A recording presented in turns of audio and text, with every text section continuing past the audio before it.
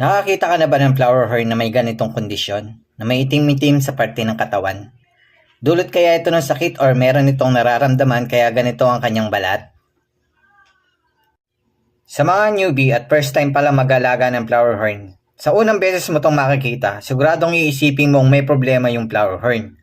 Pero wag kang mag-alala dahil normal lang to sa mga flower horn na may genes ng golden base or GB.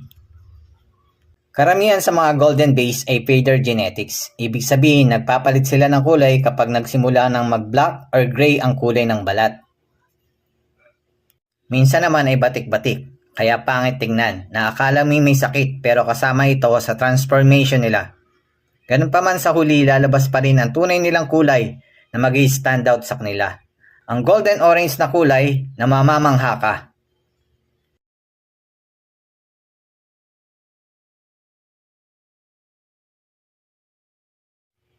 Pero hindi lahat ang transformation ng GB ay maganda. Minsan, imbis na mapaganda ay pumapangit pa. Dahil kasama sa pagpalit ng kulay ay nawawala ang pearl, plums, at pumuputla ang kulay na dati ay mapula.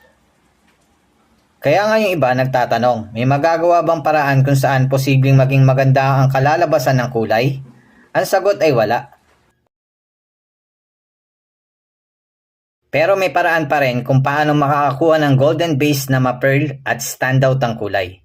Ito pa rin ay nagsisimula sa pagpili ng flower horn or flower horn pry na maganda ang genes or quality ang parents, kaya ang pagpili ng flower horn ay hindi basta-basta.